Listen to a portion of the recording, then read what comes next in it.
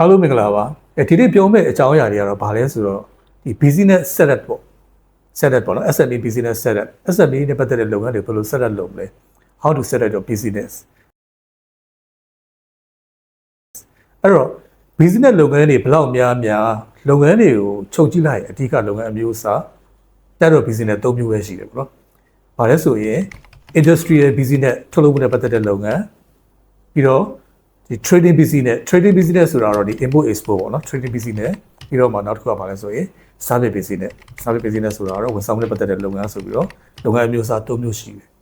အဲ့တော့အဲ့ဒီလုပ်ငန်းတွေဘယ်လိုလဲပတ်ကြတယ်လဲအဲ့လုပ်ငန်းတွေလဲပတ်မှုနဲ့ပတ်သက်ရင်ဘယ်လိုလဲပတ်လဲဆိုတာတော့ business operating system ပေါ့နော် operation system ဘယ်လိုလဲပတ်လဲဆိုရင်အခြေခံအားဖြင့်ဒါအခြေခံတကယ် very business ပါ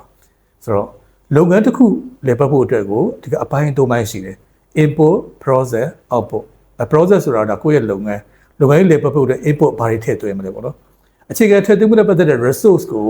ကြည့်ရင်အခြေခံအားဖြင့်နှစ်ပိုင်းပဲရှိတယ်တက်ရှိ resource နဲ့ temporary resource human resource နဲ့ non human resource ပေါ့ human resource ဆိုတာတော့လိုအပ်တဲ့လူရင်းအား man power ထည့်သွင်းမယ် non human resource ဆိုတာတော့ money material machine ပေါ့လိုအပ်တဲ့စက်ပစ္စည်းတွေဟိုဟာတွေကုန်ကျန်းတွေထည့်သွင်းမယ်ပေါ့ပြီးလေပတ်မယ်လေပတ်မှုဆိုတဲ့ process ဒီ portion မှာတော့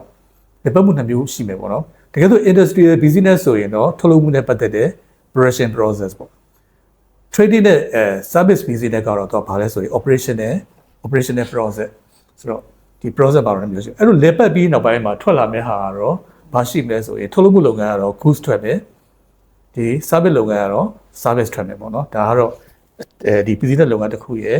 input process output ဆိုတဲ့အပိုင်းပါ